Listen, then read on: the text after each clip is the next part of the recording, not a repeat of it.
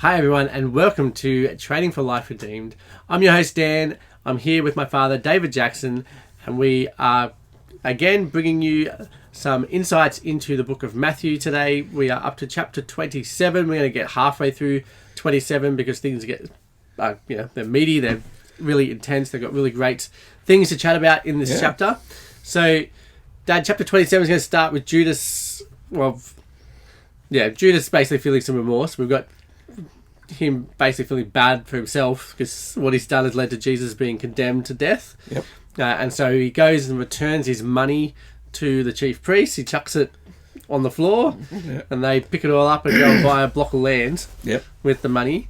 Now, this section ends with them with this quote that just basically says that they did this to fulfill Jeremiah the prophet, basically saying that, the money that gets used to pay for him will also buy a potter's field, right? Yeah. So why is this so important? Why does Matthew want to tell this story? Why does he want to tell this story before, in the timeline, that's not even up to that story? Yeah, it's going to happen after Jesus is actually condemned. Yeah, Matthew, we call it chasing rabbits. Okay, so we've had Peter's denial, and we know Peter's a good guy. He's trying to cope with the guilt of his denial. We're now going to look, but before we look at how we resolve Peter, there's Judas's guilt. And then we're going to look at Pontius Pilate's guilt. And then we're going to look at the guilt of the people. So you're going to go from Peter denying Jesus, the cock crows, and he bursts into tears and runs away and is just grief-stricken. You've got Judas, who can't get rid of his guilt and kills himself. You've got Pilate, who's going to try and wash his guilt off his hands with water, like that's going to work. And then you have the crowd standing there saying, yep, put all the guilt on us. We've got no king but Caesar. On us and our children, put his blood, we don't mind. And you think, where is redemption? Where's the gospel in all of this? And the short answer is it's with Peter. Yeah. He's the guy who's going to be forgiven, and these other fellas are making a real mess of it. So we do a flash over to the worst case scenario, and this is Judas. So there's a point, you wonder what went through Judas's head. It's when Judas sees that Jesus is condemned that all of a sudden reality dawns. What have I done?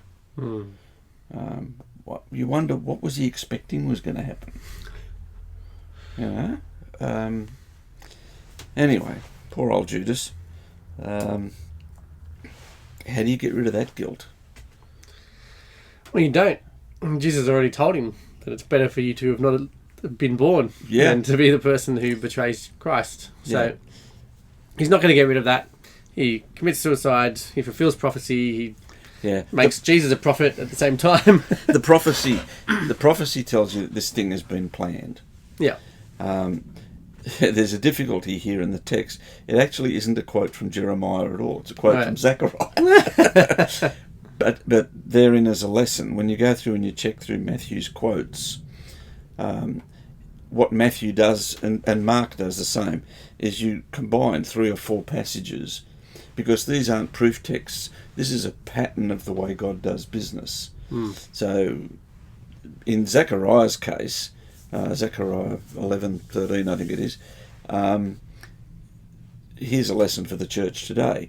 What is the word of God worth to you? What is the ministry of the word worth? They paid the prophet minimum wage.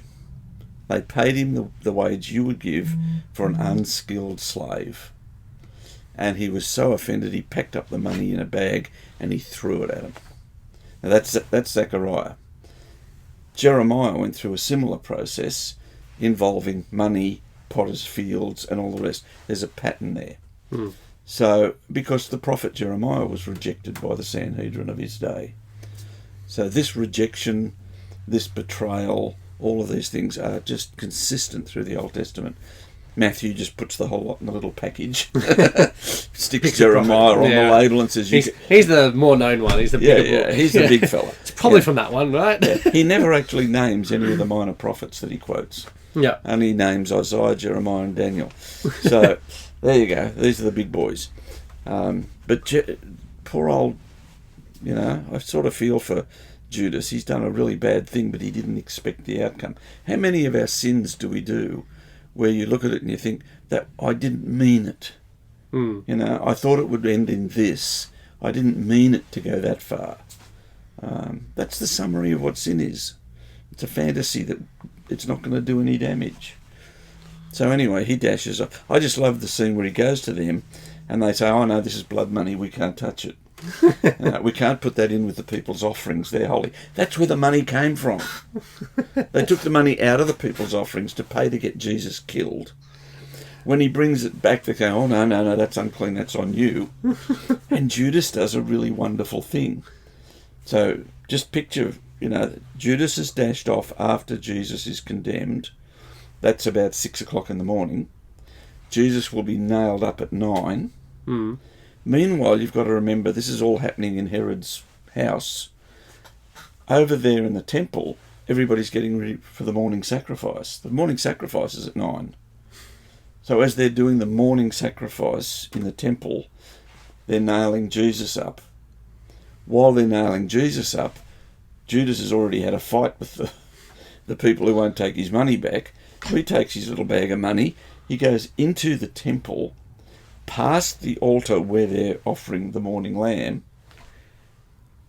There's the door into the Holy of Holies, and he hurls the bag through the doorway. If that money is unclean money, the Holy of Holies is now unclean.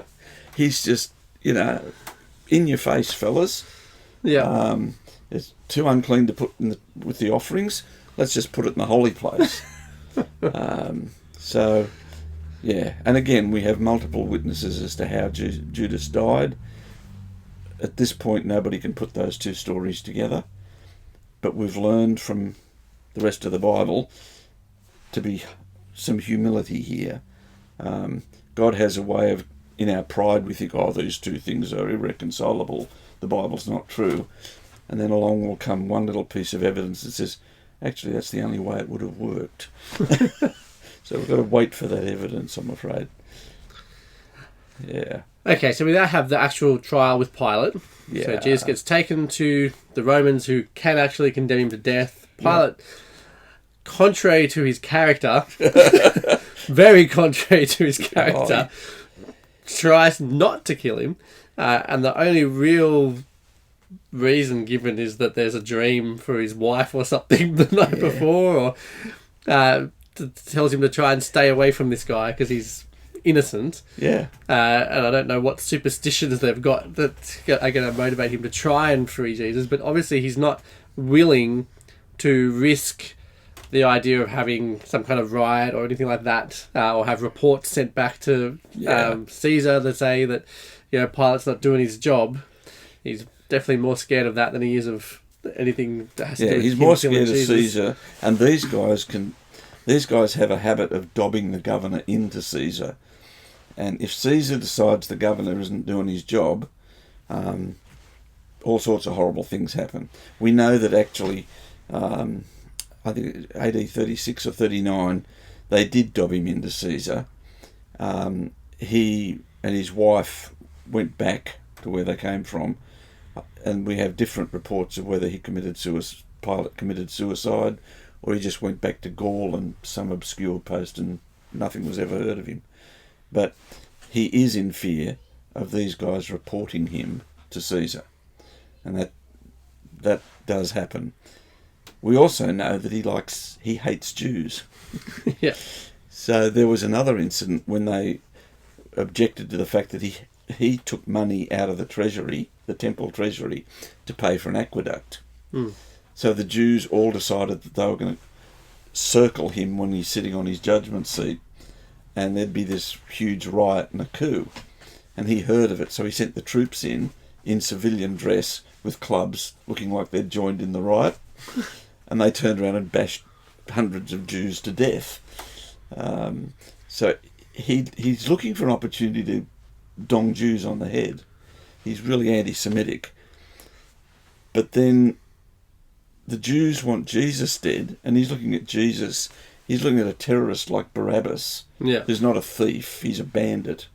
and he's a famous terrorist. There's lots of guys out there who want to overthrow Rome. He's caught 3 of them. He's caught the leader, and he's looking at that and going, you're bringing me Jesus who heals people, who's virtually a pacifist, no threat to Rome at all, and you want me to release the chief bandit that's anti-Rome. And then the wife comes up with a dream that says, the gods have said, don't touch him. Yeah. At every point, Jesus is being declared innocent. And at every point, the guilt of these people is on show.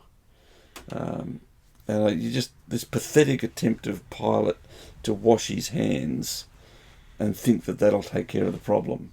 I'm innocent of his blood. Well, no, you're not. You gave the order.